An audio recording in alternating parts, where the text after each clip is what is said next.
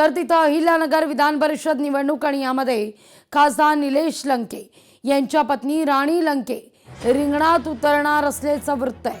शरद पवार यांच्या राष्ट्रवादीकडून ते अर्ज दाखल करणार आहेत। राष्ट्रवादीचे जिल्हाध्यक्ष संदीप वरपे यांनी या संदर्भात माहिती दिली।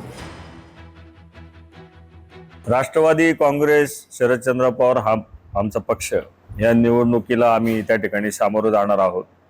नुकतीच वरिष्ठांशी झालेल्या चर्चेच्या अंती अहिल्यानगर दक्षिणचे जे खासदार आहेत निलेशजी लंके साहेबांच्या सुविज्ञ पत्नी आणि आमच्या विधानसभेच्या पारनेरचे उमेदवार राणीताई निलेश लंके यांचा उमेदवारी अर्ज आम्ही पक्षाच्या वतीने उद्या त्या ठिकाणी दाखल करत आहोत आणि आम्ही या निवडणुकीला महाविकास आघाडी म्हणून सामोरं जाणार। नितीन गडकरी हे स्पष्ट वक्ते आहेत। गडकरींनी दिल्लीत जपून राहावं। माजी सरन्यायाधीश भूषण गवई यांचा गडकरींना सल्ला आहे। 2019 मध्ये ज्यावेळेला मी दिल्लीला गेलो त्यावेळेला नितीन भाऊ ऑलरेडी तिथे स्थिरावलेले होते। ते मला आल्या भेटायला आले। त्यांनी सल्ला दिला की दिल्लीत थोडं जपून राहा। दिल्लीत कोणी गोऱ्याचा नसतो, बाप पोराचा नसतो, पोरगा बापाचा नसतो।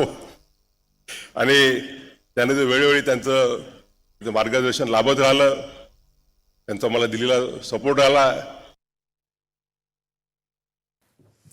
नाशिक विधान परिषद निवडणूक आणि यामध्ये शिंदेच्या शिवसेनेकडून नरेंद्र दराडे यांना उमेदवारी आहे।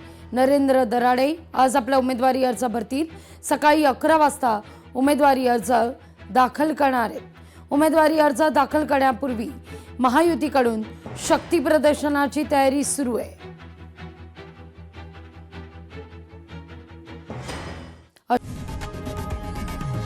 लोकशाही मराठी ऐका, पहा, जागरूक रहा।